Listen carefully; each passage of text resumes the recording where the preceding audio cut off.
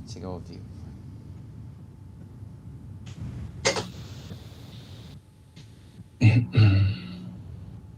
Então, estamos ao vivo.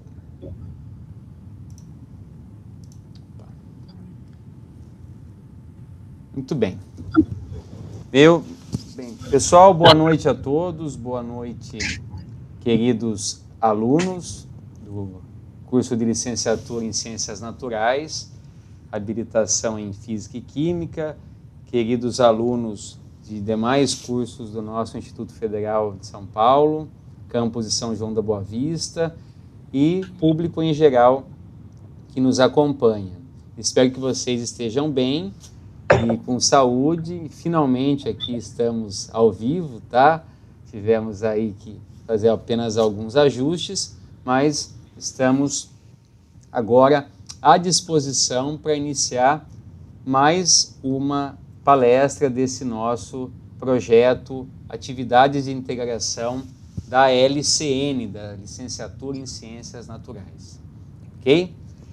E lembrando que essa proposta, ela envolve diferentes disciplinas e docentes do curso engajados na ideia de fazer atividades diferenciadas e aproximar os conhecimentos que se encontram em diferentes disciplinas. Lembrando que o conhecimento, na verdade, não tem divisas ou limites.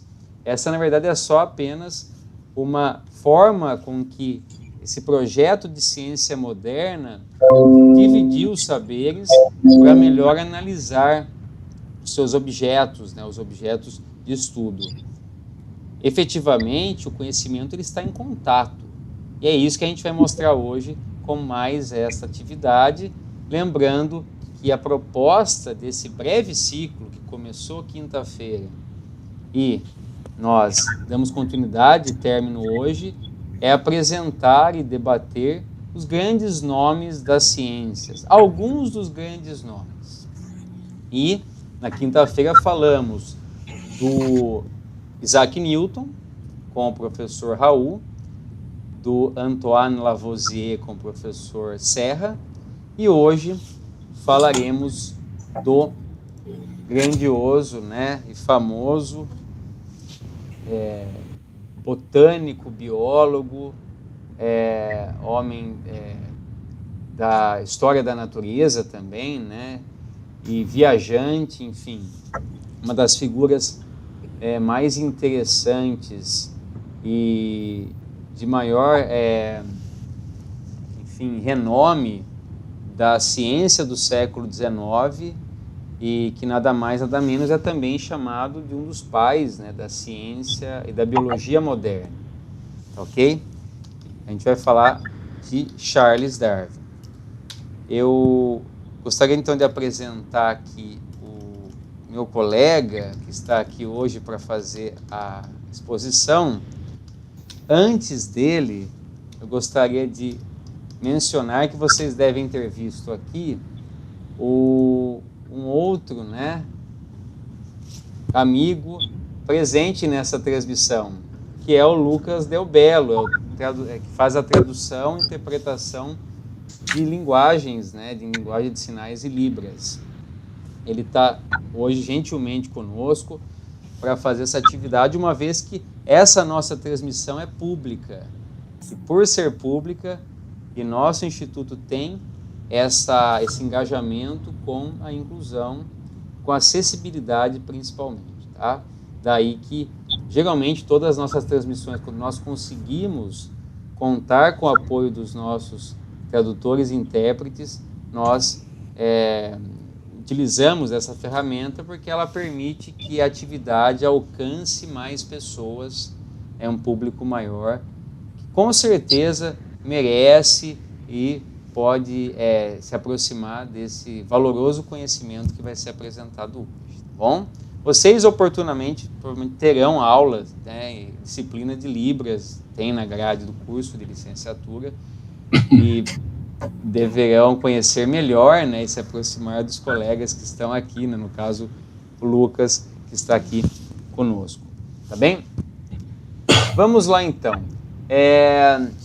O Charles Darwin, ele tem um papel central na ciência, como nós conhecemos hoje, e a sua obra mais conhecida, A Origem das Espécies, né, ela publicada, a primeira edição em 1859, ela teve um grande impacto não somente no estudo da história natural, nas disciplinas que nós chamamos de ciências biológicas, mas o nosso próprio modo de ver e conceber a atividade científica. O Charles Darwin, ele já era um cientista de renome, já era razoavelmente conhecido, né, antes da publicação da obra, e o nosso convidado hoje vai falar bem, né, todo esse trabalho de preparação que se teve para a publicação, as viagens, mas até o momento em que ele divulgou esse conhecimento, havia confundia-se, né, um pouco, né, da história natural com a teologia natural, porque alguns naturalistas, né, inclusive eram párocos, acreditavam a origem e evolução das espécies, né, principalmente a questão do desígnio divino. No caso, a gente deve remeter à teoria criacionista. Então, o pano de fundo das indagações do Charles Darwin é exatamente esse. Só que os debates que ele propõe vão além da própria biologia. Estão presentes na geologia, na paleontologia, na própria geografia também.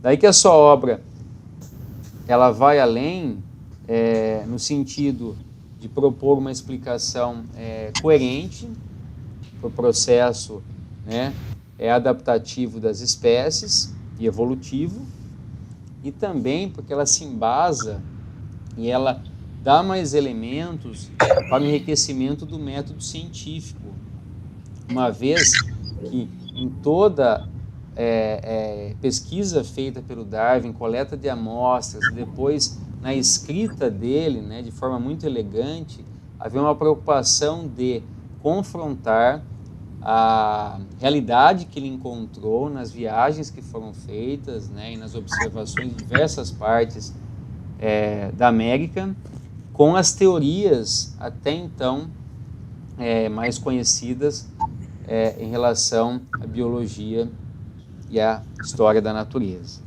Bem, por isso que essa obra, A Origem das Espécies, ela não se encerra só como uma obra de biologia ou de botânica, mas ela é tratada como uma grande obra da literatura universal, porque é um texto rico, um texto que passou a ser bastante acessível, né, porque se coloca nesse patamar de uma linguagem que propõe verdadeiramente uma revolução na ciência. Bem, quem vai nos falar desse nome, desse trecho, né, desse grande nome e homem aqui, é o professor Lincoln Amaral. O professor Lincoln Amaral é nosso colega do Instituto Federal de São Paulo, campus São João da Boa Vista. Ele é biólogo de formação, mestre em melhoramento genético e doutor em estudos culturais pela USP. Ele é professor e pesquisador do nosso instituto, autor de materiais didáticos e também de obras literárias, além de ser membro da Academia de Letras de São João da Boa Vista. O trecho que eu coloquei aqui, ele foi publicado na revista Pesquisa FAPESP, tá ok? Depois eu posso inserir o link para vocês aqui no chat. Lembrando que a nossa atividade,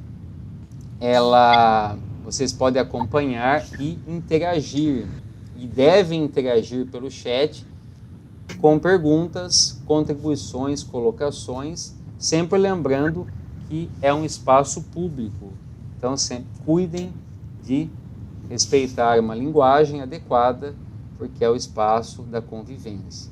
Bem, mas, por favor, participem, cliquem, né, curtam o nosso vídeo, a nossa live, tá bem? Porque isso ajuda também, de alguma maneira, a levar esse conhecimento para outros grupos e outros horizontes mais amplos. Sem delongas, eu então passo a palavra ao meu amigo, grande professor, escritor, intelectual, professor Lincoln Amaral, e já agradecendo a sua participação. Lucas, tudo bem? Boa noite. Primeiramente, você me ouve bem, Lucas? E a minha apresentação aí está bem clara? Sim, perfeito. Perfeito.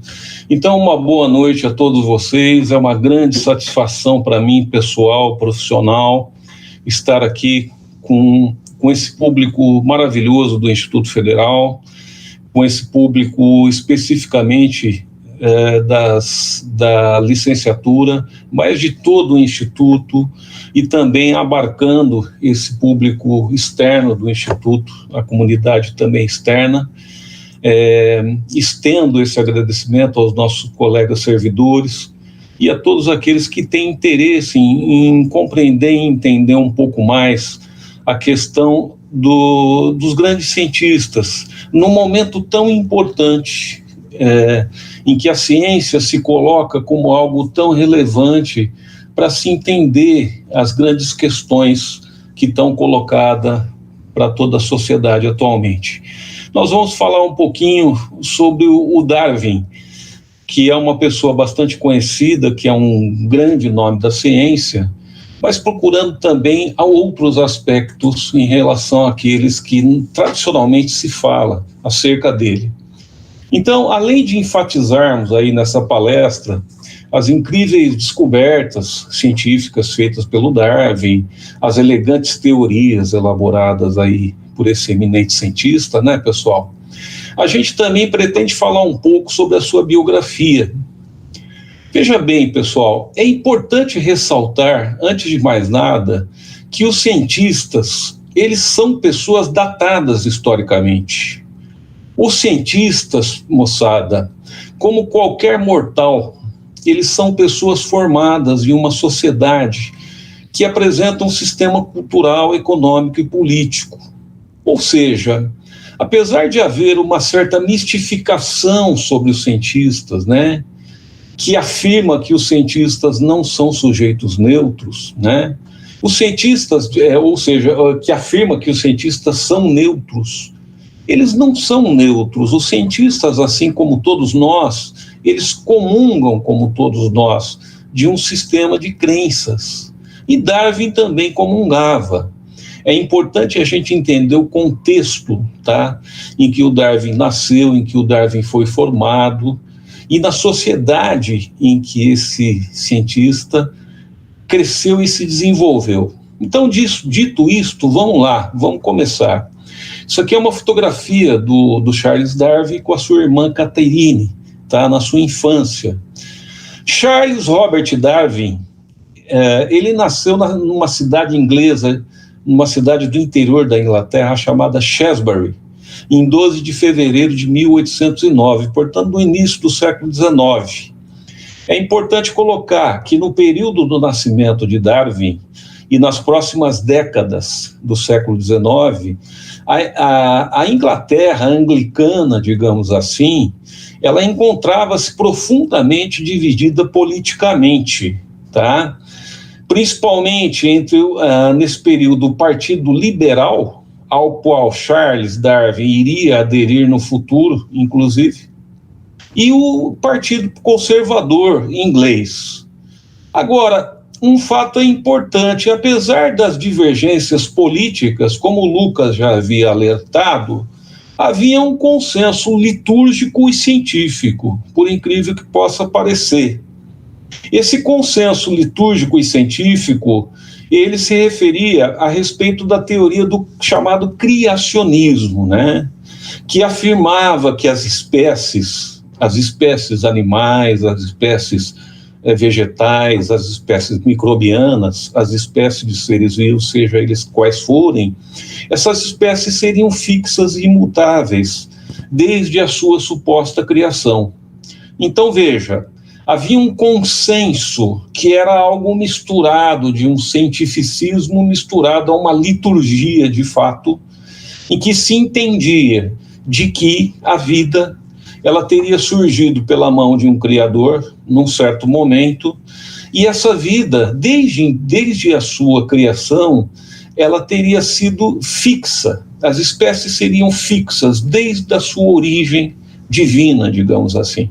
Então o Darwin nasceu nesse contexto.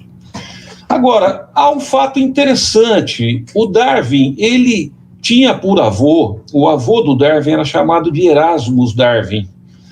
E por incrível que pareça, o Erasmus Darwin, ele era um evolucionista, tá?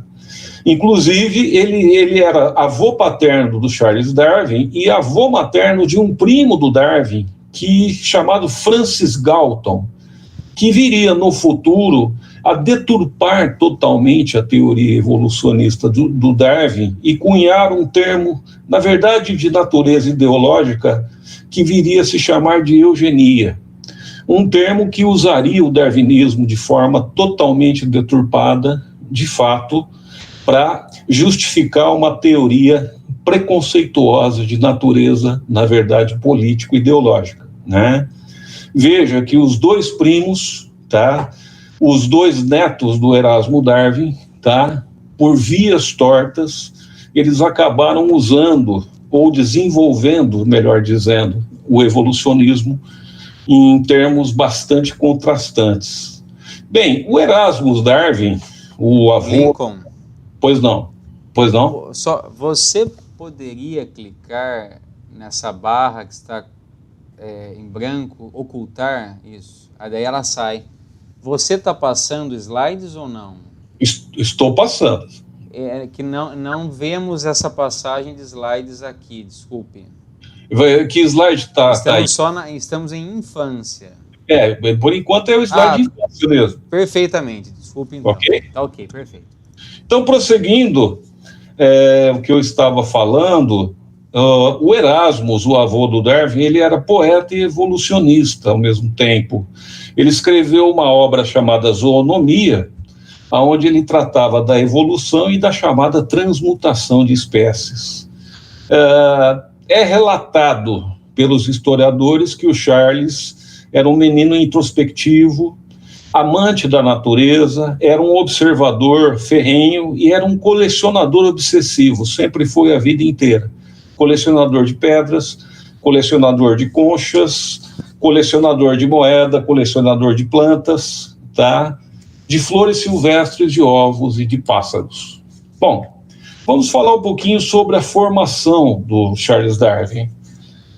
Aos 16 anos, o Darwin concluiu o ensino médio, em 1825. O pai dele, o Robert, era médico. Naquele período, a gente tinha realmente uma incidência paterna bastante importante sobre os filhos. E o pai tentou convencer o Charles a estudar medicina, para seguir a profissão do pai. Então, o Charles acabou obedecendo o pai e ele foi estudar na Universidade de Edimburgo, na Escócia. Ele foi fazer medicina ao Charles Darwin aos 16 anos de idade, abandonou Londres e foi para a Escócia fazer medicina. Entretanto, o que ocorreu? Com o tempo, o jovem Charles Darwin, ele passou a não suportar as aulas de anatomia e as brutais intervenções médicas que eram realizadas naquela época. Bem, cita-se desse período que o Charles Darwin saía correndo da classe para vomitar no banheiro. Veja que o estômago sensível do Darwin, que o acompanhou essa sensibilidade pela vida inteira, não resistia ao que ele chamava de açougue humano. E reza também a lenda que o Charles Darwin teria desistido definitivamente do curso de medicina ao assistir uma cirurgia sem anestesia que fora aplicada naquela época. Ele passou a se desinteressar totalmente pelas aulas de medicina e ele teve, inclusive, uma fase de ingresso na vida boêmia de Londres, dando margem aí à sua rebeldia juvenil.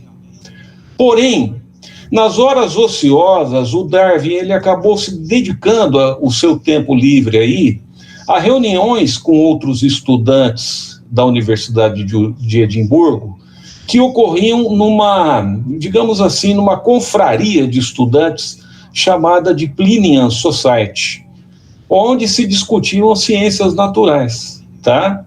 Então, a gente poderia dizer que o coração daquele jovem naturalista se encantava com os debates acalorados que ocorriam naquele período sobre a origem da vida entre os jovens estudantes.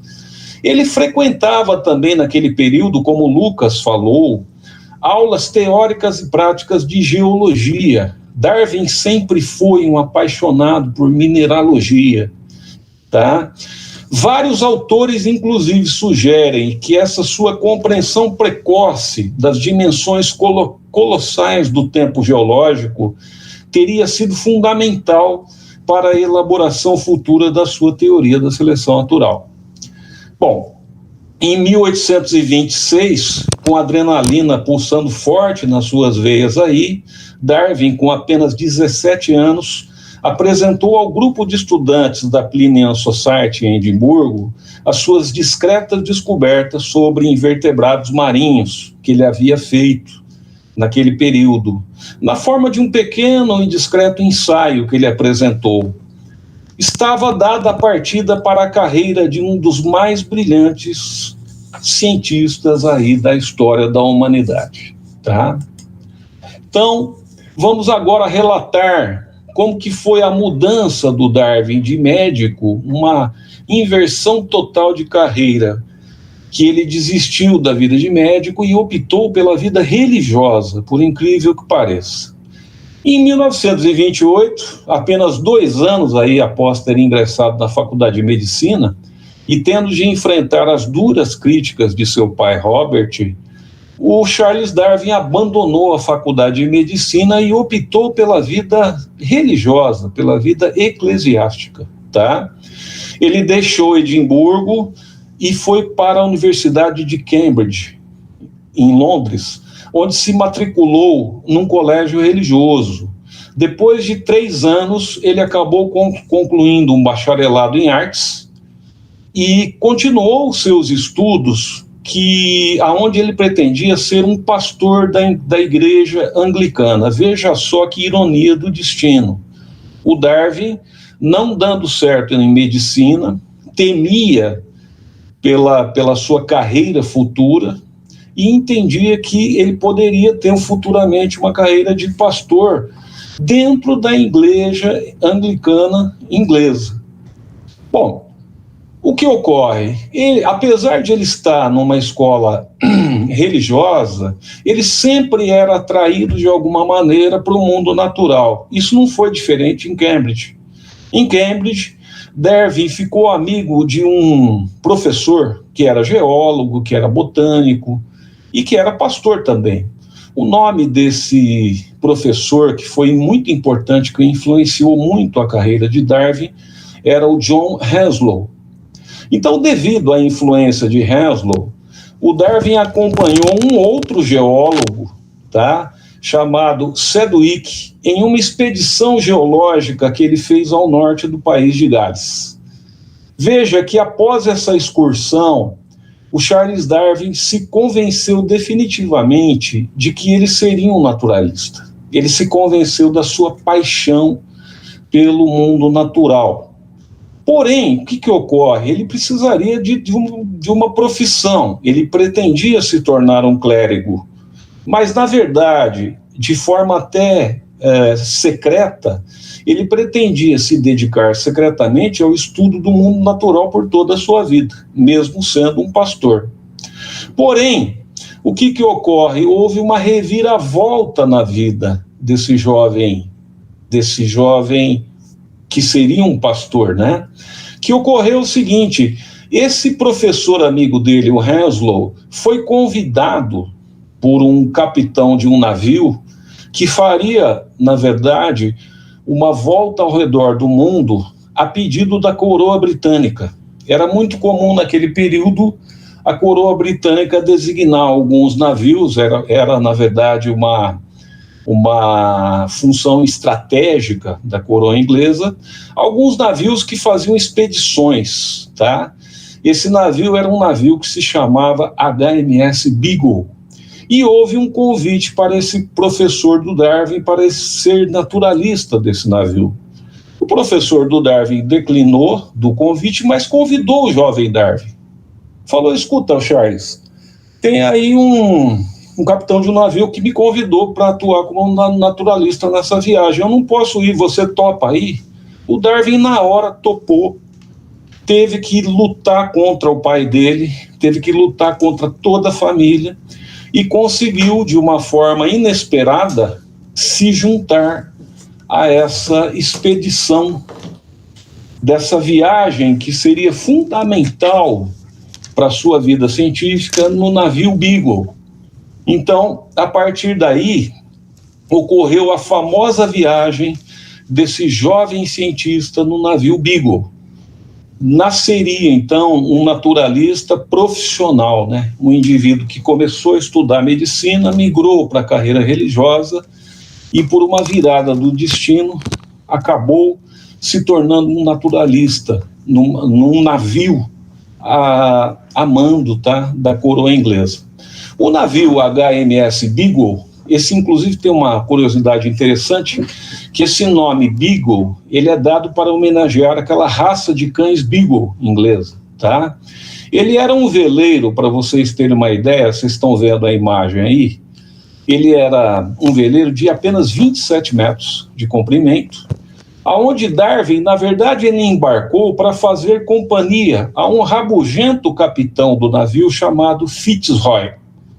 Esse Fitzroy, ele era um cara extremamente elitista. Então o Darwin, que tinha uma origem extremamente de uma família, de uma classe social extremamente elevada, o Fitzroy também, o Fitzroy, na verdade, queria alguém de uma classe social compatível à sua, para poder almoçar e jantar com ele.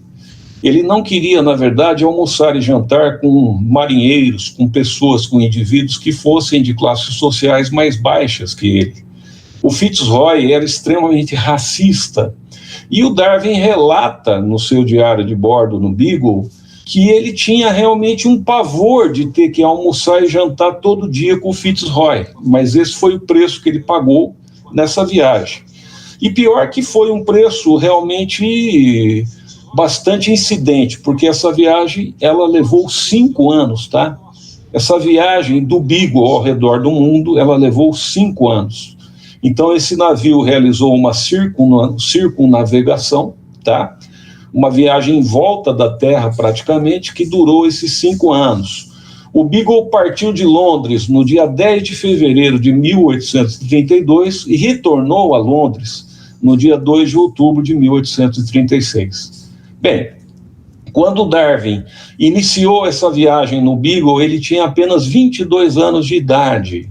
E veja bem que interessante, da mesma forma que a maior parte dos naturalistas da sua época, o Darwin também acreditava que as espécies eram fixas e imutáveis, ou seja, ele era também um criacionista, assim como quase todos os naturalistas da sua época também, ele tinha essa formação e ele acreditava que as espécies eram imutáveis. O lagarto sempre foi igual, desde que ele foi criado até hoje, assim como a cobra, assim como a samambaia, assim como a bactéria, assim como em todas as espécies, ou seja, as espécies seriam fixas e imutáveis.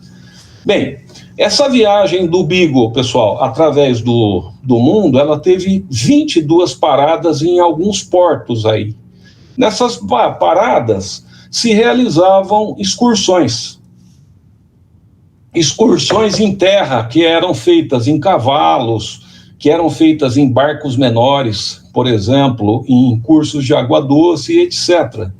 Nessas excursões, o Charles Darwin, ele coletava espécies de animais e vegetais nessas excursões e as enviava, certo, a vários especialistas que iam classificando e estudando essas amostras em Londres. Então ele ia coletando esse material ao redor do mundo e ia enviando esse material para vários especialistas em História Natural de Londres, que ia classificando, estudando e identificando esse material.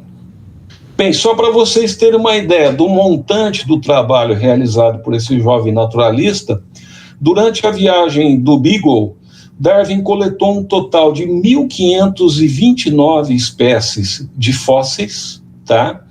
3.907 espécimes preservados de seres vivos e escreveu um diário de 770 páginas, no qual ele registrava tudo o que era observado por ele. Para vocês terem uma ideia de circuito, essa expedição visitou toda a costa ocidental da América do Sul, do Chile ao Peru. Ele esteve também nas Ilhas Galápagos, na Nova Zelândia, na Austrália. Visitou as Ilhas Keeling, Maurício e Santa Helena, tá? O Darwin também esteve aqui, o Darwin teve uma passagem em Tupiniquim, o Darwin esteve no Brasil, tá? E não foi por pouco tempo. Então, quando o Beagle aportou no litoral da Bahia, em Salvador, aqui no Brasil, em fevereiro de 1832, Darwin ficou totalmente deslumbrado com a vegetação à sua frente. Ele anotou em seu diário de viagem, abram aspas para as palavras do próprio Darwin quando ele chegou ao Brasil. Abra aspas, é uma visão das 1001 noites, com a diferença de que tudo é verdade. Fecha-se aspas. Era a primeira vez que o naturalista pisava em uma floresta tropical. Segundo relatos de Darwin, em apenas uma semana, ele coletou mais espécies de besouros na floresta tropical brasileira do que havia coletado em toda a sua vida na Inglaterra. Então, de fato, o naturalista ficou espantado com a diversidade da vida na floresta tropical, que, obviamente, é um escândalo quando comparado à diversidade europeia. Isso é um show para qualquer naturalista jovem que estivesse se formando naquela época. O Darwin esteve no Brasil, na verdade, por 2 vezes, tá? Nos trajetos de ida e volta do Beagle, esteve por 2 vezes aqui. Ao todo, pessoal, ele permaneceu aqui no Brasil por 5 meses e meio. Então, ele não ficou por pouco tempo, não. Ele esteve no Rio de Janeiro também. Rio de Janeiro, que naquela época era a capital do Império Brasileiro, né? O Darwin esteve na Floresta da Tijuca, no Rio. Ele esteve no Jardim Botânico do Rio e no Pão de Açúcar, no Rio, aonde ele coletou centenas de espécies de plantas e insetos brasileiros. Algumas espécies essas que se encontram preservadas até hoje em museus de Londres, tá? Bem, uma coisa que ficou na impressão e na memória do Darwin, que chocou profundamente o Darwin, foi a questão da escravidão no Brasil, tá? Porque o capitão Fitzroy, o capitão, na verdade, do Beagle, ele encarava a escravidão com naturalidade. Ele acreditava, inclusive, na existência de raças humanas inferiores e superiores. E isso agredia a sensibilidade do Darwin. Essa impressão calou fundo no jovem cientista. Inclusive, quando ele saiu do Brasil, ele teria prometido a si mesmo nunca mais pisar num país escravagista como o Brasil. Bem, a viagem no Beagle, ela tem muitas passagens. A gente aqui selecionou algumas que são relevantes ou que teriam sido mais relevantes para compor a teoria principal do Darwin, que é a teoria da seleção natural, que é a teoria mais importante que sedimenta a teoria da evolução, que é o conceito talvez biológico mais importante da atualidade, tá? Então nós vamos comentar agora com vocês sobre a passagem do Darwin no ano de 1932, quando ele excursionou na Patagônia, aqui no sul da Argentina, na região dos Pampas da Patagônia, aonde o Darwin encontrou um fóssil gigantesco de uma preguiça extinta. Portanto, um animal que viveu no passado, tá? E que se extinguiu, evidenciando, portanto, que aquele ambiente havia sido habitado por animais que já se encontravam extintos. Ele observou também, o Darwin, a presença de conchas marinhas no alto das montanhas da Patagônia. Aquele local, perguntava-se o jovem naturalista, teria sido um oceano em alguma era geológica remota? A Terra sofria, portanto, obviamente, modificações com o passar do tempo. Começaram a surgir importantes perguntas para esse pesquisador.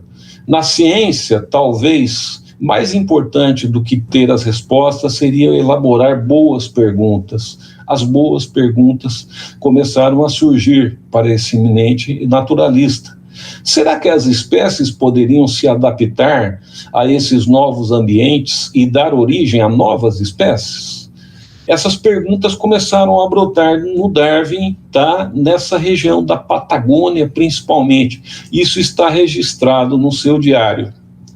Bem, uma outra descoberta bastante relevante foi nas Ilhas Galápagos, tá?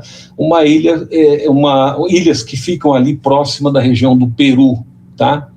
Isso aqui que vocês estão vendo, essa imagem, são de pássaros chamados de tentilhões. Observe que esses pássaros têm uma morfologia corporal muito semelhante, mas o que os difere entre si é a forma dos bicos. O Darwin observou que esses pássaros tinham uma morfologia dos bicos diferentes entre si.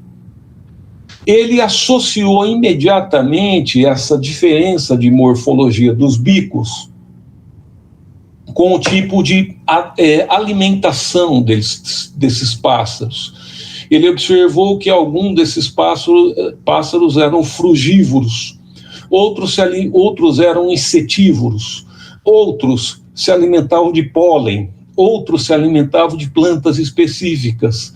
E havia um design desses bicos, uma adaptação perfeita desses bicos ao tipo de alimentação de cada um desses pássaros, tá? Então, veja bem, as hipóteses, elas começaram a brotar na cabeça também no Darwin acerca dessa variabilidade que ele observou entre os tentilhões. Posteriormente, esse material que até hoje se encontra em Londres, esse aqui é uma foto do Museu de Londres, do material que foi coletado pelo Darwin, que encontra-se lá, inclusive, preservado até hoje.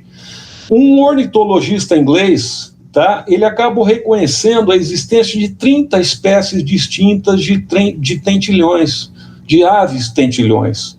A hipótese elaborada por Darwin, que foi uma hipótese importante para a elaboração futura da teoria da seleção natural.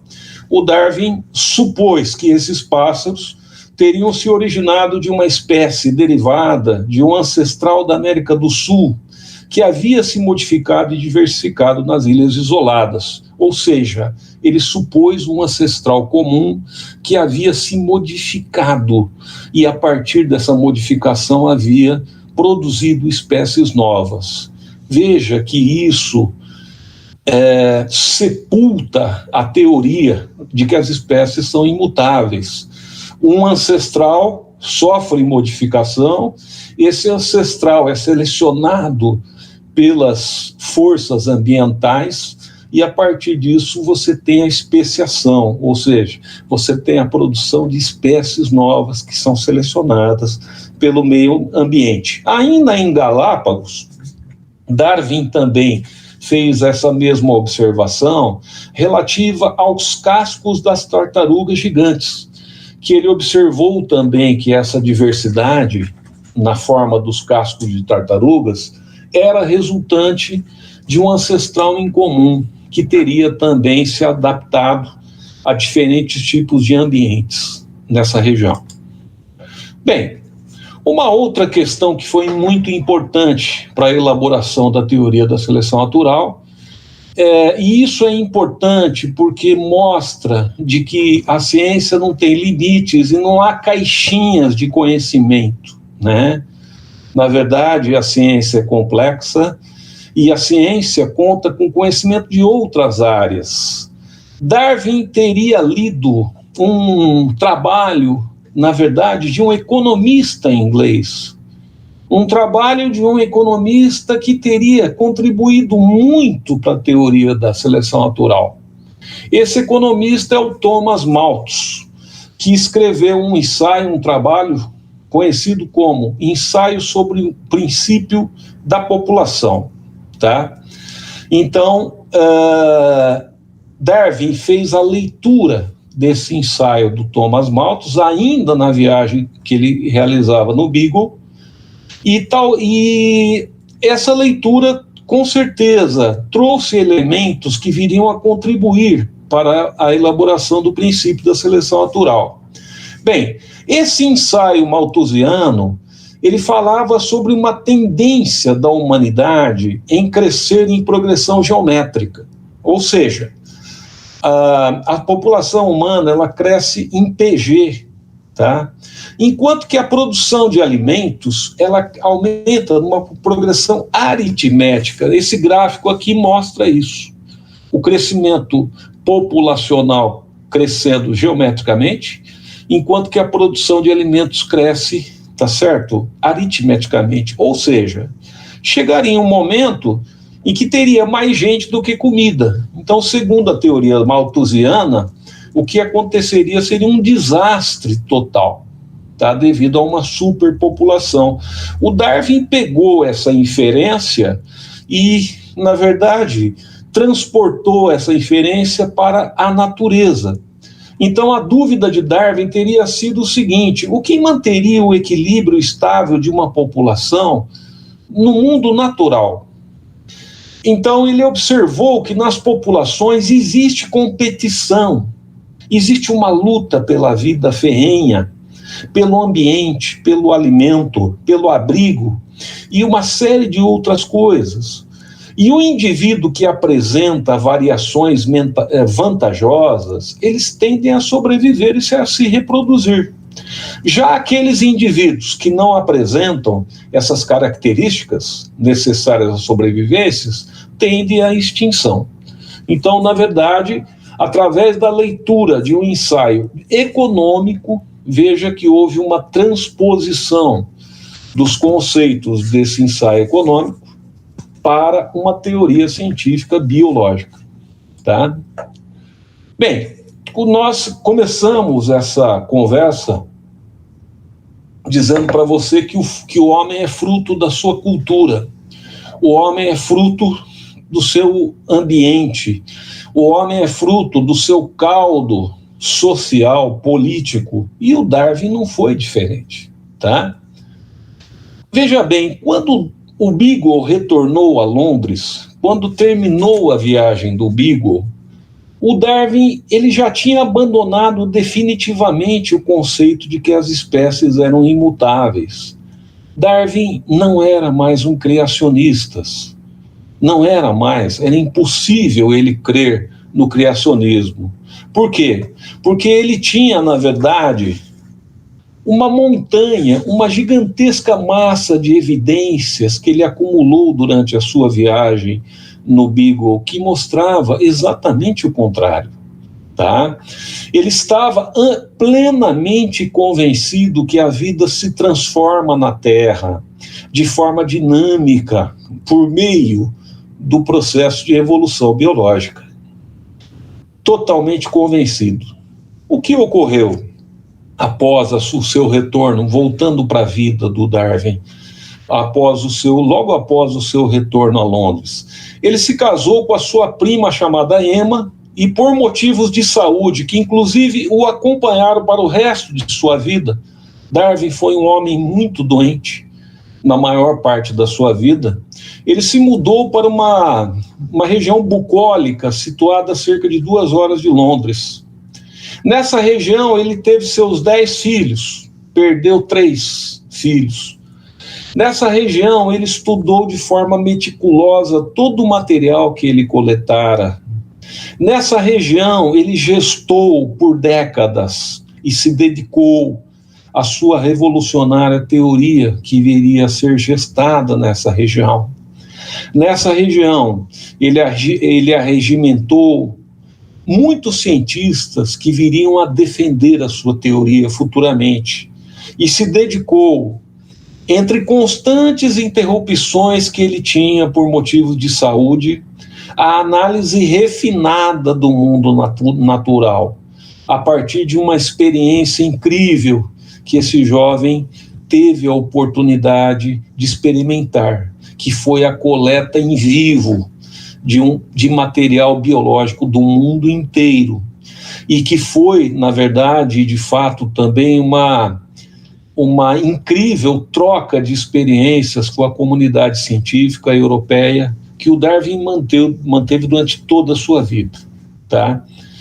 Bem, o Darwin levou 6 anos redigindo suas observações da viagem no Beagle, em 4 notebooks, que ele chamou de notebook A, B, C e D.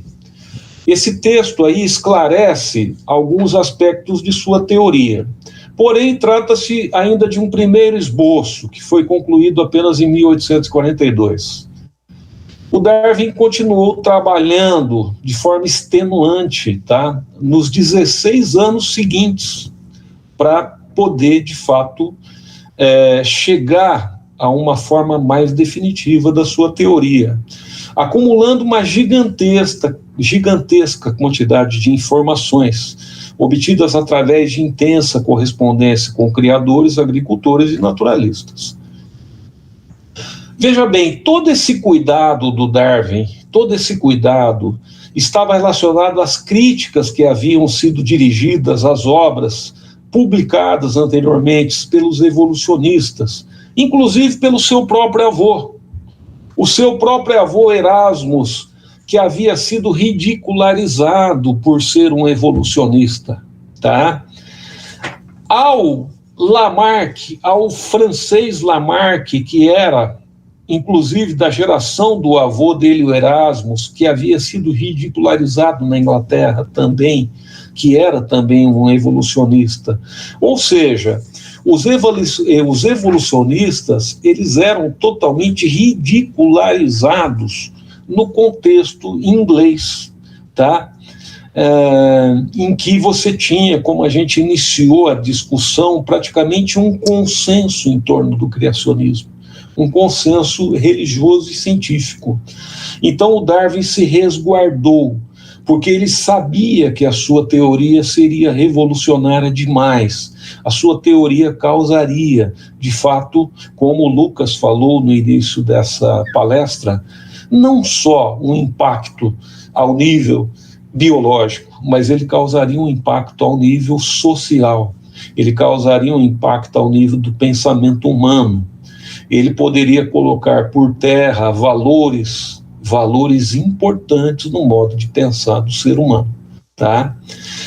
Mas o tempo foi passando e alguns amigos próximos de Darwin, que sabiam do seu trabalho, começaram a aconselhar o Darwin. Escuta, Darwin, você precisa começar a pensar em publicar o seu trabalho.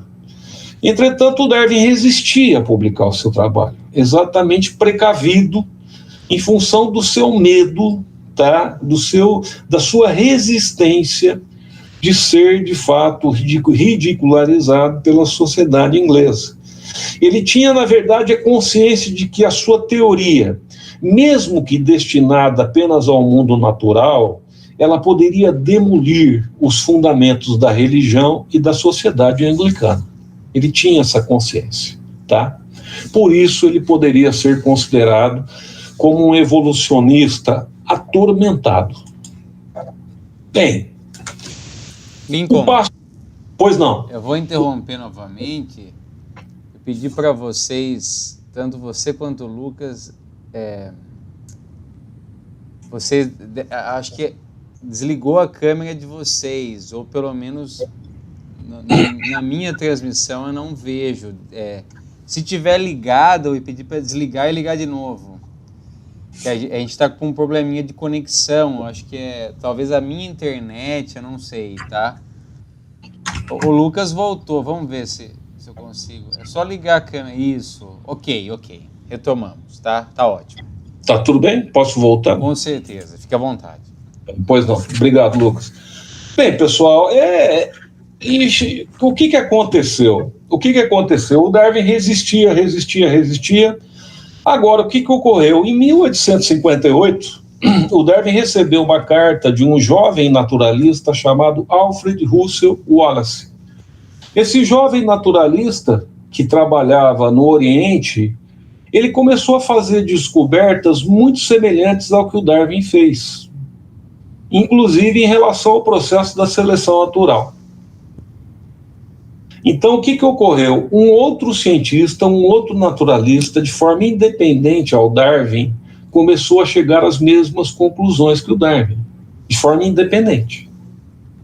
Bem, aí o que aconteceu? Foi feita uma reunião de cavalheiros e o pessoal achou que seria interessante fazer o seguinte: chegaram e falaram para os dois naturalistas, para o Darwin e para o Russell, vamos fazer o seguinte, vocês fizeram duas descobertas semelhantes, nós vamos fazer o seguinte, para acertar essa situação, vocês vão publicar conjuntamente 2 artigos do Darwin e do Wallace numa reunião conjunta na Sociedade Linneana em Londres. E foi isso que foi feito, tá? Eles publicaram esses 2 artigos conjuntamente, mas o que aconteceu? Esse fato do Wallace ter chegado, independentemente da concepção do princípio da seleção natural, apressou, digamos assim, a publicação da Origem das Espécies no ano de 1859. Na verdade, pelo Darwin, ele publicaria esse livro por volta de 1861. Ele era um pouco assim extremado, na verdade, na intenção de provar de forma objetiva a sua teoria. Ele já tinha dados muito suficientes para provar, mas ele queria comprovar de forma talvez obsessiva até a sua teoria. Para vocês terem uma ideia do impacto dessa obra, a primeira edição da Origem das Espécies, ela esgotou em 3 horas. Ela foi publicada em Londres, em 3 horas ela havia esgotado. Para muitos pensadores, o livro A Origem das Espécies está entre aqueles considerados como um dos livros mais importantes da história do pensamento humano, tá? Esse livro, pessoal, ele revela o compartilhamento de uma ancestralidade comum por parte de todos os seres vivos. A vida, em toda a sua diversidade, ela passa a ser vista como um sistema integrado que coevoluiu de forma integrada e dinâmica no tempo geológico. Veja, não há mais espécies superiores e inferiores. Todos nós temos um parentesco. O homem não é uma espécie, inclusive, distinta. O homem não é uma criação especial. O homem é uma linha evolutiva que surgiu de uma árvore evolutiva biológica. Isso traz, de fato, uma alteração na concepção do homem enquanto indivíduo e enquanto criação. É óbvio que surgiram fortes objeções à teoria da seleção natural. Objeções que existem até hoje. Objeções de natureza teológica, moral, filosófica, ética, e poderíamos seguir por aí. Por exemplo, se nós pegarmos a objeção de natureza teológica, veja, a teoria da seleção natural, ela relativiza o ser humano como o centro da criação. O homem deixa de ser o centro da criação. Muito ao contrário. O homem passa a ser uma linha que evoluiu de mamíferos que está na Terra, inclusive num tempo geológico muito recente, né? E que não é o centro da criação, muito pelo contrário, segundo a teoria da seleção natural. Veja, uma objeção filosófica forte, porque ela transforma o modo como vemos a nós mesmos no planeta, né? Uma objeção ética importante, porque ela reduz a distância real ou imaginária da espécie humana em relação às outras espécies. Questiona a nossa arrogância antropocêntrica. Questiona o fato de nós sermos superiores aos outros animais, aos outros vegetais, aos outros seres vivos. Nós não somos superiores. Nós compartilhamos com eles a mesma casa biológica. Nós compartilhamos com eles a mesma linha evolutiva. Nos tira essa arrogância, nos torna, na verdade, irmãos biológicos. Nos faz ter uma outra visão de origem e de evolução. Bem, falar um pouquinho sobre o mecanismo evolutivo. O que seria esse mecanismo evolutivo de uma forma bem breve? A teoria, então, do Darwin se baseia em alguns pressupostos. Vamos tentar expor de uma forma breve aqui, tá? Primeiro, as espécies viventes, incluindo nós, os seres humanos, elas não surgiram como se apresentam hoje em dia. Elas descendem, na verdade, de espécies extintas e ancestrais comuns, que foram modificadas e selecionadas ao longo do tempo por causas naturais, tá? Uma dessas causas, com certeza, é a seleção natural, ou seja, os seres vivos variam e as condições ambientais selecionam aqueles organismos que apresentam as variações orgânicas que são mais adaptativas para a sobrevivência. O processo evolutivo é lento e gradual. A seleção natural age sobre variações discretas que ocorrem ao acaso dentro de uma população, preservando aquilo que for útil para os organismos. Essas variações são transmitidas aos descendentes. Como nasce um número maior de indivíduos do que aqueles que poderiam sobreviver, existe uma luta pela existência. Nessa luta sobrevivem os indivíduos mais aptos, que deixam maior número de descendentes. A repetição do mecanismo de herança e adaptação ao ambiente, no decorrer do tempo geológico, de várias gerações, leva a mudanças graduais num grupo de indivíduos da espécie, até que esse grupo fica tão diferente do original que surge uma nova espécie. É o mecanismo da especiação. Todavia, pessoal, há uma questão que o Darwin não conseguiu explicar na sua época. A teoria da seleção natural não explica a base genética responsável pela variabilidade geológica. Isso o Darwin não conseguiu explicar. O Darwin explicou o mecanismo da evolução, mas ele não conseguiu explicar qual seria o mecanismo genético responsável pela variação. E aí surge uma grande ironia do destino. Darwin e Mendel, eles viveram uma parte das suas vidas em comum na Europa. Mendel era um frade austríaco que fez um trabalho revolucionário que não foi reconhecido em vida. Mendel é o pai da genética. É o homem que, trabalhando com cruzamento de ervilhas, descobriu o que são os genes, descobriu o que são os fatores hereditários. E o Mendel, que era na verdade, ele era um pároco bastante obscuro, austríaco, ele mandou uma carta para o Darwin relatando as suas descobertas. Veja que ironia do destino. O Darwin mantinha uma regularidade impressionante de correspondências postais com professores, com amigos, com familiares, com naturalistas.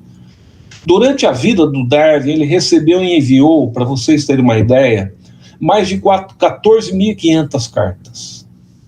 Então, o monge austríaco Gregor Mendel mandou uma carta ao Darwin relatando seus experimentos sobre a transmissão de caracteres hereditários em ervilhas. Mas o Darwin, já no fim de sua vida, talvez aí por cansaço, talvez pela barreira linguística ao idioma alemão, porque o Mendel escreveu em alemão, não abriu a carta de Mendel. Olha só, se o Darwin tivesse acesso em vida ao trabalho de Mendel, o Darwin teria compreendido a base genética que comprovaria a sua teoria da seleção natural. Mas o Darwin não abriu a carta. Darwin morreu, Mendel morreu. O trabalho de Mendel veio a ser reconhecido no início do século XX. E o neodarwinismo, na verdade, ou seja, os mecanismos que comprovam o processo da variabilidade, eles só foram, na verdade, a ser redescobertos ao longo do século XX. Então, essa é uma grande ironia do destino que ocorreu entre esses dois eminentes cientistas. O Darwin morreu de ataque cardíaco em 19 de abril de 1882. Alguns autores, inclusive, inferem que ele sofria de mal de Chagas, que teria sido adquirido no Brasil durante a sua viagem no Beagle. Darwin teve a vida inteira vertigem, problemas intestinais, problemas estomacais, e alguns atribuem isso, supostamente, ao mal de Chagas que ele teria adquirido aqui no Brasil. O corpo desse cientista foi sepultado na abadia de Westminster, em Londres, ao lado do túmulo de Isaac Newton.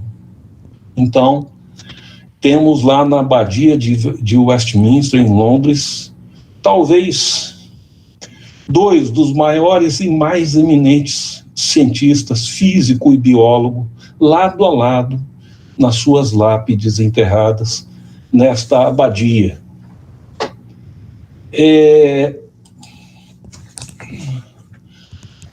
O darwinismo, ele tem, como foi dito, ele tem braços para além das ciências biológicas. Ele influenciou e continua influenciando a política, ele influenciou e continua influenciando o pensamento humano, o pensamento filosófico, o pensamento em geral. Porém, no século XIX, a transposição literal da teoria da seleção natural para as relações sociais humanas, ela ignorou uma grande multiplicidade de fatores culturais e ambientais. Isso ocorreu.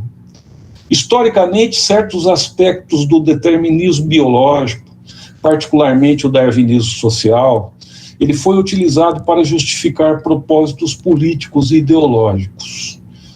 Esta instrumentalização serviu a projetos de poder que tentaram legitimar preconceitos sociais, hierarquizar os seres humanos e naturalizar supostos privilégios inatos de grupos superiores em detrimento de outros considerados inferiores por natureza. Em síntese, para esses defensores do darwinismo social, a sociedade humana seria determinada pela natureza. As posições sociais e a divisão do poder refletiriam o valor inato das raças ou grupos humanos. Veja bem, o Darwin nunca propôs isso para a sociedade humana. Isso são apropriações indébitas. Isso aí, na verdade, não é ciência, é pseudociência, que se faz, na verdade, para justificar intenções de natureza ideológica. Então, tais apropriações indébitas, impróprias do darwinismo pelas ideologias, elas serviram para justificar historicamente processos horríveis como a escravidão, a servidão das mulheres, as perseguições aos homossexuais, a frenologia, a craniologia, a eugenia, o fascismo e o holocausto, infelizmente, tá? O darwinismo foi usado de uma forma muito incorreta em relação a essas questões. Para finalizar, pessoal, nosso tempo é curto.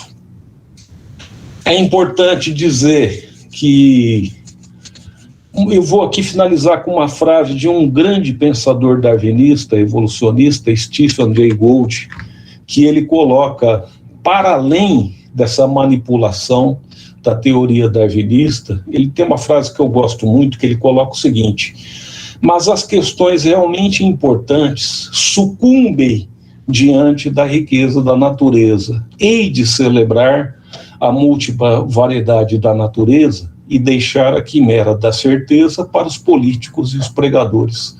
Então, o Gould aqui, ele coloca que, na verdade, a teoria do Darwin, ela está muito além da questão dessa certeza muito relativa, apregoada por políticos e por pregadores. Na verdade, a teoria do Darwin, ela é uma teoria muito ampla e que não deveria ser usada para afirmar dogmas, muito ao contrário. Ela deveria ser usada para ampliar o objeto da ciência e para ampliar o conhecimento humano.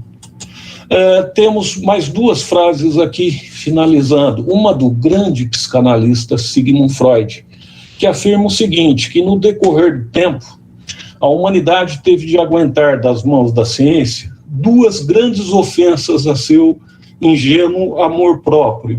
A primeira foi quando percebeu que a Terra não era o centro do universo, mas apenas um pontinho num sistema de magnitude dificilmente compreensível.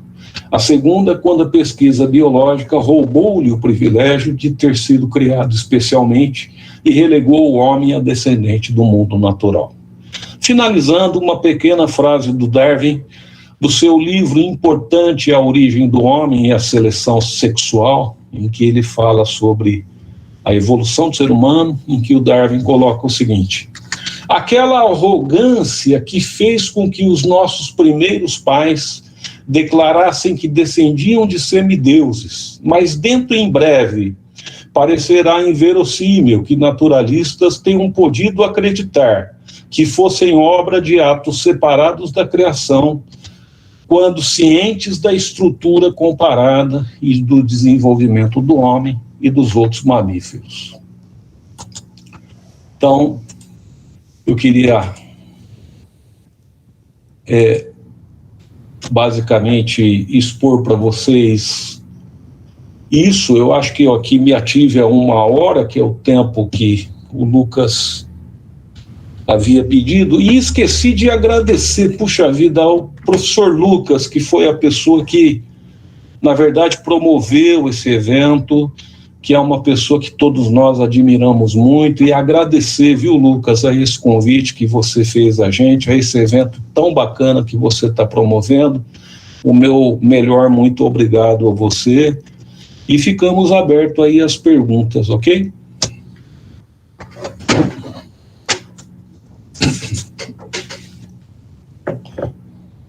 Bem, voltei aqui, tá?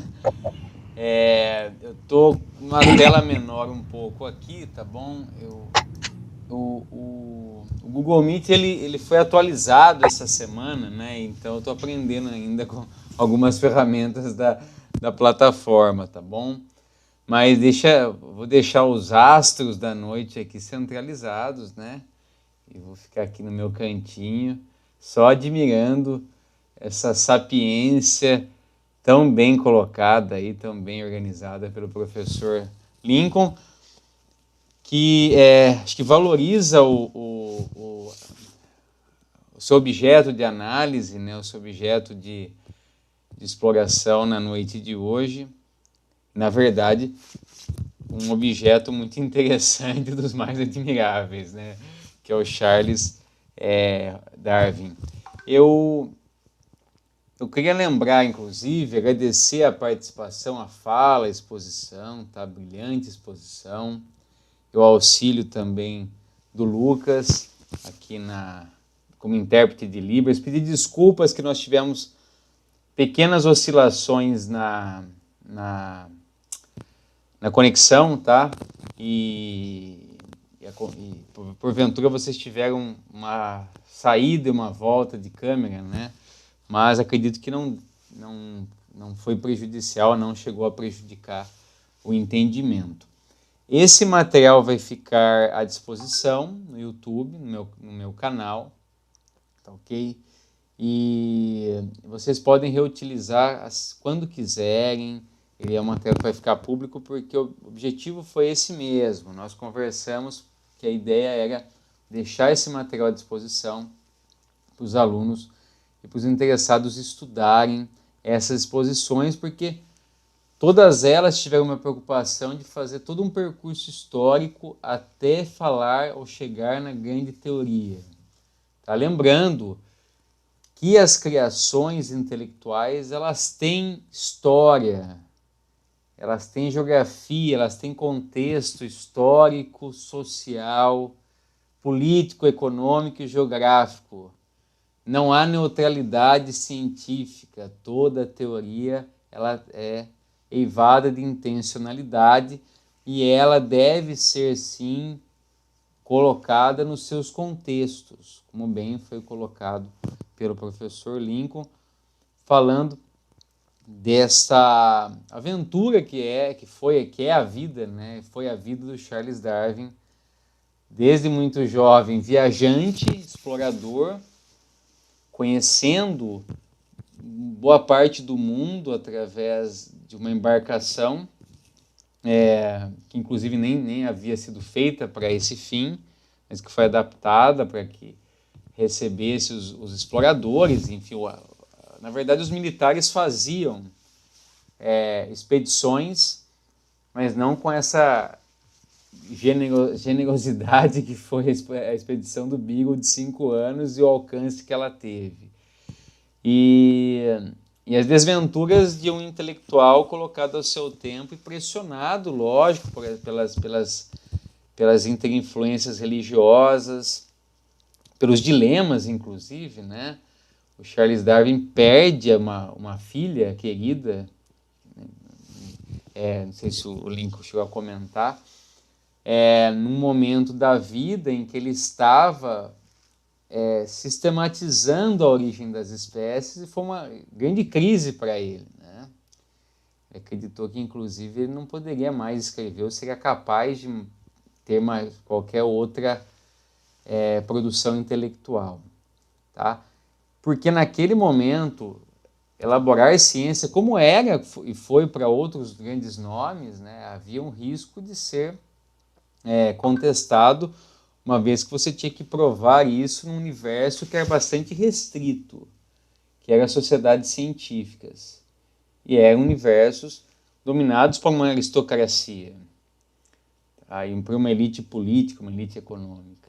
Hoje a gente pode dizer que a ciência ela encontra lugares melhor definidos, as universidades, né, as sociedades científicas, os eventos científicos. Então você tem um contexto hoje de popularização maior da ciência. E ela tem um espaço na sociedade melhor definido do que naquele momento era. Bem, eu vou passar as perguntas, já lembrando também que esse evento tem o apoio da coordenação de curso de licenciatura em Ciências Naturais, os nossos colegas, o professor Alexandre e agora a professora Andréia, que assumirá também a coordenação, e também da direção educacional do nosso campus, professor Márcio, e a direção geral, professor Diego. Bem, nós temos aqui algumas perguntas que eu vou passar para o nosso convidado. Depois eu tenho as minhas também, tá? Eu gostaria também de fazer alguns acréscimos. O pessoal está elogiando bastante, viu, Lincoln, a tua exposição. Aqui diversos comentários colocados pelos alunos, tá? A Bianca, o Ailton, a Maria Emília Amaral, deve ser alguém conhecido aí, né? Minha filha. Alguém conhecido. Minha filha. A Isabela também comentou aqui, te elogiando, a Amanda, e, enfim, outros mais, a Dinda Amaral também é um nome conhecido, né? Minha irmã. Ah, que bacana. Olha, família, um abraço para todas vocês, tá? Que nós possamos nos conhecer aí em breve, lá no Instituto Federal. Bem, o José Francisco colocou aqui uma questão, estou voltando aqui. Se as espécies de animais, se há espécies de animais que só se encontram na ilha de Galápagos, que são específicas daquele local. E uma outra também, a Maria Emília pergunta, que traz uma pergunta, se você recomendaria algum filme que fale da história, ou remeta à história da vida do Darwin. Tá bom? Depois eu coloco outras aqui, tá bem? Foi o José Francisco? José Francisco, isso, José Francisco. José Francisco, uma ótima pergunta. Normalmente, e isso é observado muito frequentemente, e região de ilhas é uma região onde há um isolamento geográfico. E quando há um isolamento geográfico, você tem um fator muito importante para especiação. Então, o que seria especiação? Um grupo de indivíduos, ele permanece em reprodução diferencial, por exemplo, numa ilha em relação ao continente ou a outra ilha. Isso leva a um processo de formação de espécies. Então, em Galápagos, sim, você tem espécies que só encontram em Galápagos, espécies que só ocorrem nessa ilha. Sobre Darwin, nós temos vários filmes, eu não me lembro agora do nome específico, né, mas nós temos, inclusive, não só filmes assim roteirizados sobre a vida dele, mas, inclusive, tem filmes romanceados também sobre a história de Darwin. O Lucas falou sobre a filha dele, que é algo muito comovente, esse episódio que é relatado num filme sobre a história de Darwin. Lucas, você me ajuda? É um filme que relata essa questão da filha. Você lembra o nome? Porque eu não estou recordando agora. É um filme muito interessante que relata realmente esse dilema do Darwin, porque parecia que a seleção natural estava atuando na sua família, né? O Criação de 2010, né? Criação. Creio que sim. É o mais recente que... Eu creio que sim. Então fica aí, obrigado pela ajuda, Lucas, fica essa dica desse filme que é muito interessante, tá? Sobre a vida do Darwin. Eu respondi as perguntas? Tranquilo? Ótimo. Criação, Creation de 2010.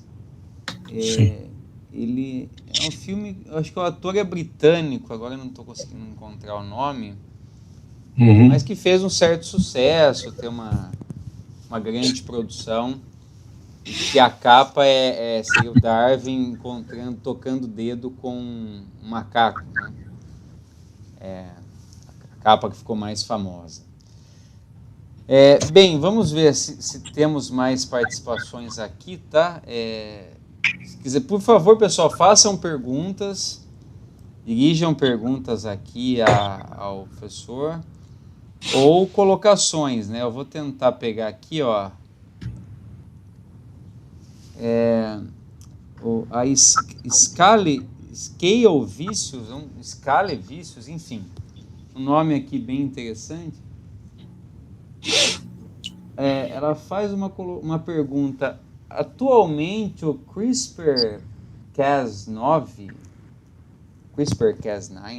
seria uma forma de manipular os genes que encurta ou burla o mecanismo natural de seleção descrito por Darwin? Não sei se você deu para entender.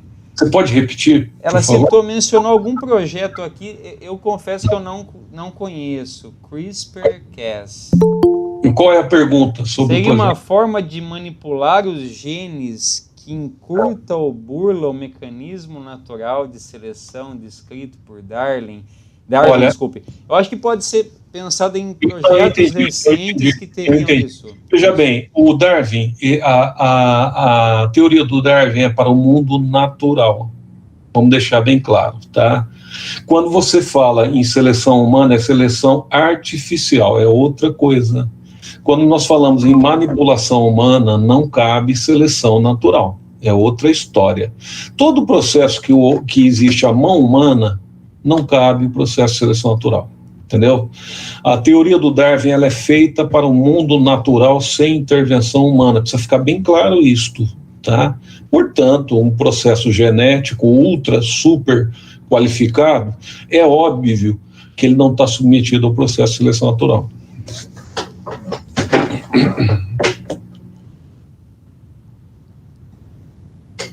Bem, espero que tenha ficado claro aí, tá? Qualquer coisa vocês podem também retomar aqui Desculpa. pelo próprio chat a resposta, tá? Para a gente, se for o caso, o nosso convidado esclarecer novamente, tá? Bem, deixa eu ver se tem mais alguma coisa aqui. A Thaís Lucas está dizendo que ela colocou no teu... Isso, eu tô tentando... Teu WhatsApp. Isso, eu tô acompanhando aqui, tá? Se tem mais perguntas. Bem, essa escala e vícios... Não sei se você entrou com um nome de ingresso no YouTube. Se você puder até se identificar nome do aluno, a gente agradece, tá? Só se esse for seu nome de aluno, né? Não se desculpe, eu peço desculpas, tá bom? Pra gente, que são colegas, né, Lincoln? São os nossos alunos, Claro. Pode ser nossos alunos, então nós podemos nos dirigir de uma maneira menos formal do que como estamos fazendo, tá? Então, a escala e vícios faz, ou a escala e vícios faz uma outra pergunta. Podemos dizer, então, que o homem não entendeu a teoria darwinista, já que se apoia no darwinismo social para se mostrar superior? E aí eu vou colocar uma outra questão, aproveitar da mesma pessoa. Deveríamos reconhecer que o homem, como espécie, faz até o momento mais mal ao planeta Terra por não entender a sua equiparidade de origem com as outras espécies? Interessantes perguntas aí. Eu preferiria responder uma por vez. Se for depois eu repito, então. Porque são perguntas um pouco complexas. Se você puder repetir pode ser. A primeira, por gentileza. Podemos dizer que o homem não entendeu a teoria darwinista, já que se apoia no darwinismo social para se mostrar superior? Ótima pergunta. Olha, eu creio que o homem entendeu, sim. Mas o que ele fez foi produzir uma pseudociência, não uma ciência de verdade. Porque, na verdade, essas teorias do darwinismo social, elas são pseudocientíficas. Essas parametrizações que foram feitas para basear certas teorias humanas que se utilizaram do darwinismo social são totalmente questionáveis. Por exemplo, que o cérebro da mulher seria menor que o cérebro humano e, a partir disso, a mulher teria menos cognição do que o homem. Isso é um absurdo em termos de fisiologia ou em termos de qualquer definição biológica, porque não é tamanho de cérebro que determina inteligência. O que determina inteligência é o número de sinapses que existem entre neurônios, entende? Então, não é que o homem não entendeu, o homem manipulou dados científicos para produzir uma pseudociência que justificasse a sua ideologia. É o que ocorre hoje na chamada pseudociência, na chamada fake news, se você preferir, entende? Isso não é ciência, isso é pseudociência. Qual que é a segunda pergunta, Lucas? Deveríamos reconhecer que o homem como espécie faz até o momento mais mal ao planeta por não entender a sua equiparidade de origem com as outras espécies? Eu acho que sim, eu concordaria com essa afirmação. Eu acho que nós realmente não sabemos do nosso verdadeiro tamanho biológico. Eu acho que esse antropocentrismo nos faz muito mal. Nós não temos a verdadeira consciência desse parentesco evolutivo que o Darwin nos mostrou, tá? E isso pode nos levar à extinção objetiva da nossa espécie. Essa arrogância humana, essa falta de noção de uma convivência minimamente equilibrada com o planeta. E isso tem muito a ver com uma formação ideológica, com uma questão de formação que nos coloca no centro da criação, entende? Se nós somos centro da criação, nós somos inatingíveis. E todas as outras espécies que estão aí estão para nos servir. E a partir disso tudo é permitido. Você pode explorar o ambiente da maneira que for, Veja, isso é um equívoco antropocentrista. E é isso que está levando à destruição do planeta Terra. Eu concordo em número, gênero e grau com a sua afirmação. E acho assim que a gente só pode ter um futuro mais auspicioso na medida em que a gente, de fato, entender de que nós não somos o centro da criação, nós somos um elo da criação, um elo a mais. Isso não nos faz menores, não. Muito pelo contrário, isso nos faz corresponsáveis com a vida na Terra. Seria isso. Ok. Ele se identificou o nome que eu havia mencionado, que é o Charles Scalevicius. Não é o Charles Andrevicius, nosso aluno? A mesma pessoa? Eu me lembrava do Charles Andrevicius, eu não sei se ele virou Scalevicius. Eu sei que tem alguma coisa de um grego aí no meio, né? Mas, enfim, bem, mas se for, um abraço, Charles Andrevicius ou Scalevicius, né? Um abraço para você. Ô Lucas, você me permite só falar uma coisa? Fique à vontade, Lincoln. Eu agradeci você, mas eu queria agradecer os dois Lucas. O Lucas Delbelo também pela tradução. Muito obrigado, viu, Lucas, pela sua presença aqui. Você enriqueceu bastante. Obrigado. Desculpa te interromper, Lucas. Pois não.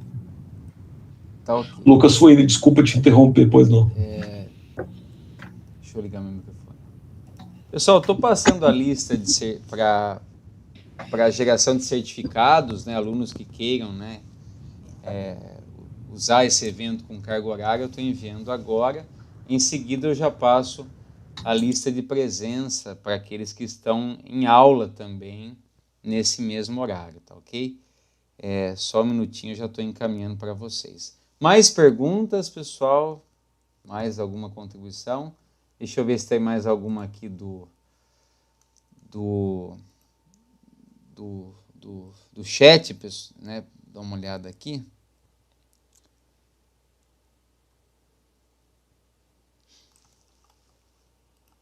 Podem colocar mais, tá, pessoal? Nós temos ainda uns 10 minutos aqui.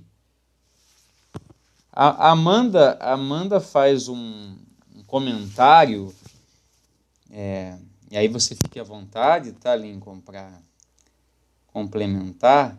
Hitler utilizou do darwinismo social de modo que tentasse justificar as atrocidades raciais da qual ele acreditava. Isso é uma pergunta, um comentário, mas ela traz essa inserção aqui, né?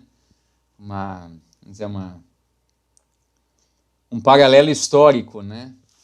E como pode ter sido mal utilizado, né, o darwinismo biológico para fins de dominação, né? E eliminação também.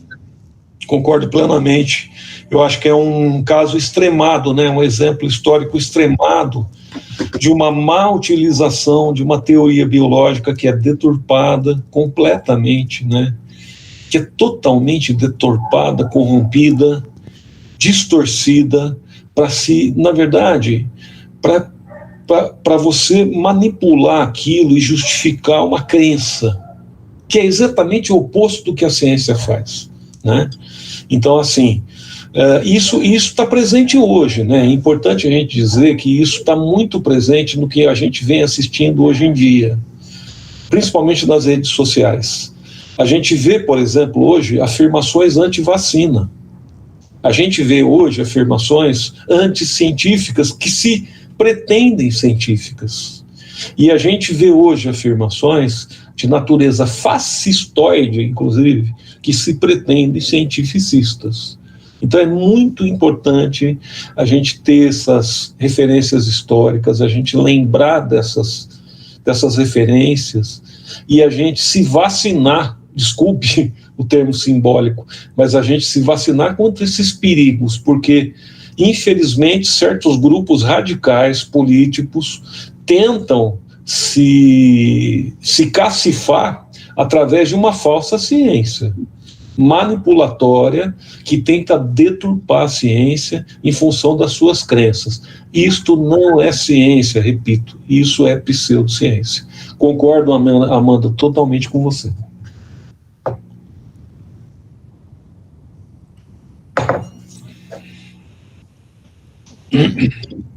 ela... Bem, gente, eu queria só deixar também um comentário, né? Quando o Darwin esteve no Brasil, como bem colocou o professor Lincoln, era, vamos dizer assim, os primeiros 2 meses da viagem, né, que se fazia por circunnavegação, né, uma boa parte dela, e eles chegaram primeiramente em Fernando de Noronha, depois foram, né, próximo ali ao arquipélago de São Pedro, São Paulo, antes de chegar na Baía de Todos os Santos. Então, conheceram algumas ilhas do litoral brasileiro e chegaram em Salvador. E ali foi um choque, não só em relação à natureza exuberante que eles estavam conhecendo, mas também em relação à cultura, porque Salvador havia sido a capital do Brasil.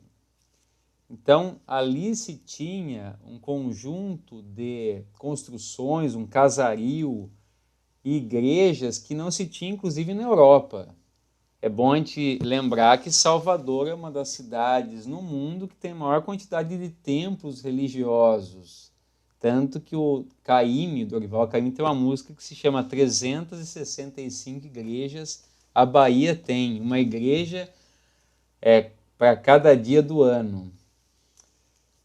E depois de uma semana, alguma coisa assim, conhecendo o território, explorando,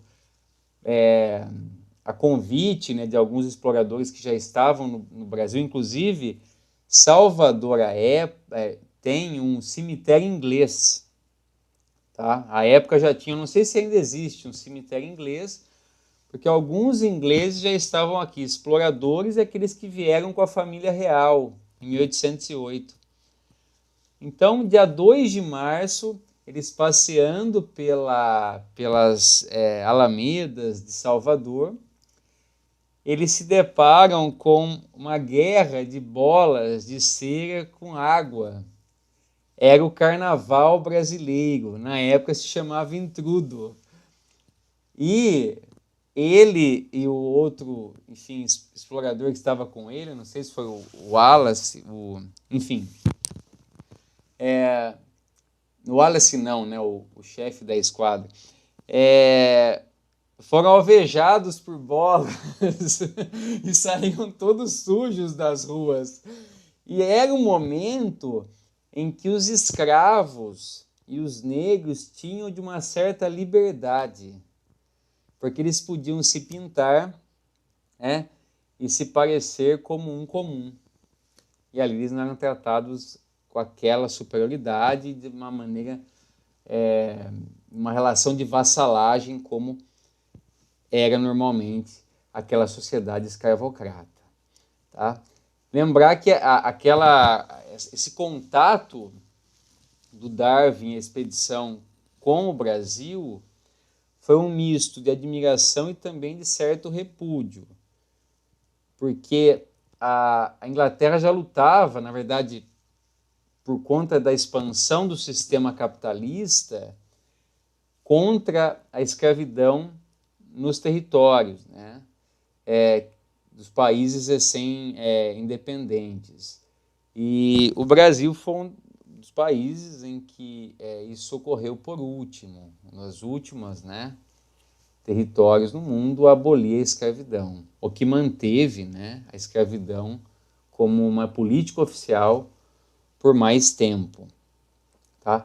Então era muito esse misto, né, de admiração da natureza rica, da variedade, da biodiversidade, da fauna, da flora, ao mesmo tempo da riqueza cultural, mas daquele regime de trabalho do cativeiro.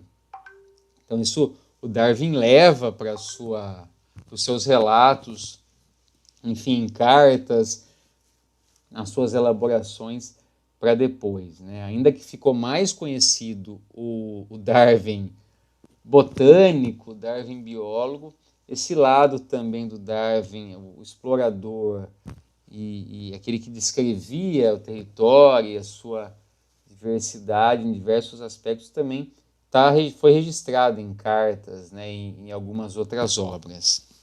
Bem, tem mais uma última pergunta antes de encerrar, tá? Lembrando, pessoal, é o espaço da aula, logo em seguida, se vocês tiverem outras atividades, enfim, estão liberados para seguirem aí para as demais aulas da noite, tá? Tem mais uma última para a gente encerrar hoje. Marinsky, tem nomes bem interessantes aqui, né? Marinsky, especulando se Darwin demonstra que o homem não precisa de Deus para ser, e a física mostra que o universo também não precisa. Por que o professor acha que a sociedade segue tão apegada à ideia de um Deus? O pessoal usando o silogismo bastante aí, hein, Lincoln? Caprichando no raciocínio lógico. Sem dúvida. Sem dúvida. O pessoal está com questões bem interessantes. Quer que eu repita ou deu para... Não, acho que deu para entender. Tá, okay.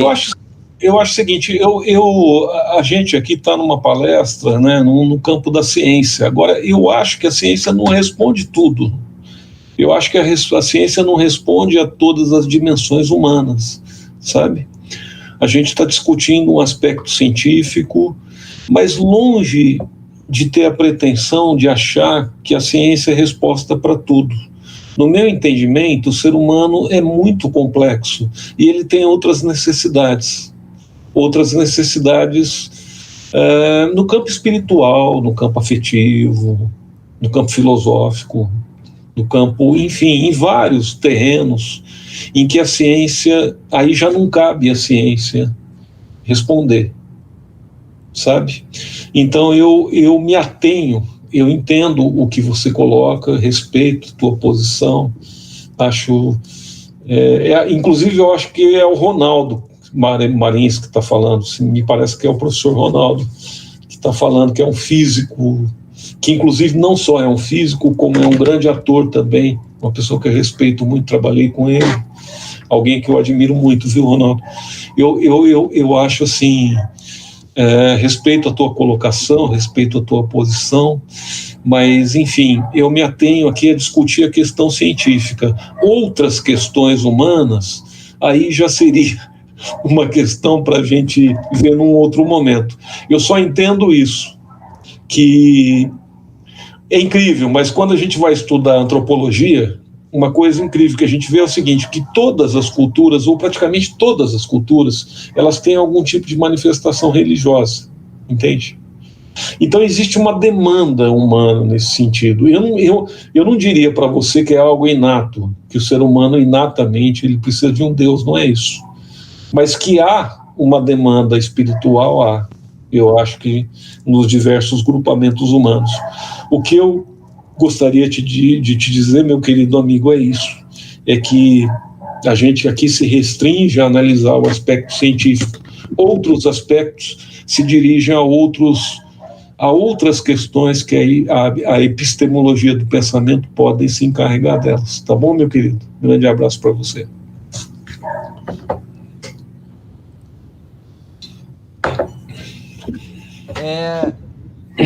Muito bem lembrado, professor Ronaldo, grande mestre aí da física, né, das ciências naturais de São João da Boa Vista e região, também um parceiro do Instituto Federal, que é o nosso professor supervisor no PIBID, um projeto de iniciação à docência que nós estamos aí começando esse ano, na verdade do ano passado para esse ano, e com o pé direito, porque fomos muito bem recebidos por colegas das escolas públicas aí da cidade, o Ronaldo e a Márcia. Enfim, eu deixo aqui também um abraço, tá? E meu respeito e agradecimento por estarem participando dessa nossa atividade, tá? Bem, gente, eu não tenho mais aqui, tá? Questões, mas colocações. Eu agora liberei os 2 formulários que estão aí, tá? O tanto do certificado quanto da presença. Passei, no caso, de História e Filosofia das Ciências para os alunos da disciplina. Podem testar aí e ver se está funcionando, tá bom? Bem, gente, eu acho que tá bom, né? Foram contempladas várias perguntas. O debate, ele é longo, é um debate amplo, é um debate muito rico, que o professor Lincoln fez aqui, tá? E, na verdade, a gente sempre tem, né, a obrigação de lembrar desses autores e atualizar, trazer para o momento atual, contemporâneo, que a gente vive. Por isso que eu achei muito interessante que ele colocou aí da questão da vacinação do negacionismo, tá? Depois de anos de certo progresso, ou pelo menos a gente acreditar a ciência, muitos avanços, lembrando que a ciência, como toda obra humana, ela é imperfeita, ela é falha, mas pelo menos ela é provida de um método e ela se baseia em evidências, em fatos. A gente é colocado no momento atual em relação a absurdos apoiados por governos, né? Apoiados por políticos, apoiados por governos, que inclusive colocam isso como política oficial. Então, é bom a gente revisitar alguns autores para entender que a cura para as doenças, que a explicação para as coisas da natureza, do homem, enfim, e das coisas, ela se baseou historicamente em pesquisas, em esforços individuais, coletivos, e estudo, muito estudo, tá? Muito conhecimento, muito domínio de teorias e domínio também do processo em si de observação e experimentação. Então, e sem dúvida nenhuma de análise crítica, que é o que a ciência faz. Bem, eu então gostaria novamente de agradecer ao nosso convidado pela generosidade de estar aqui hoje, né? Enfim, abrindo mão dos seus afazeres e enfim, dessa rotina que nós temos bastante corrida para gentilmente nos falar de uma maneira especial sobre um assunto que é muito caro para esse curso, a qual a gente leciona, né? No qual a gente leciona, mas também para todo mundo que gosta de ciência e faz ciência. E se você quiser fazer um último comentário, Lincoln, fique à vontade, tá? Passo a bola para você, tá bem? Eu quero fazer sim.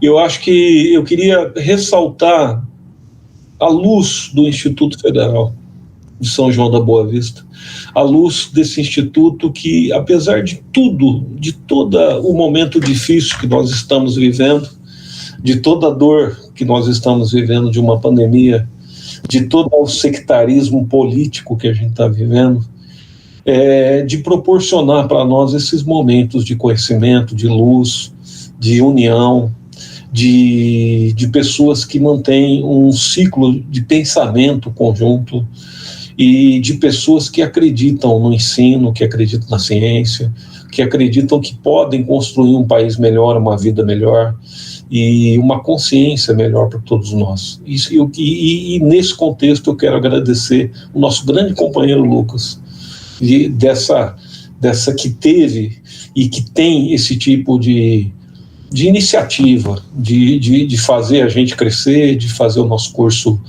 avançar. Muito obrigado, Lucas, muito obrigado a todos vocês que estiveram presentes.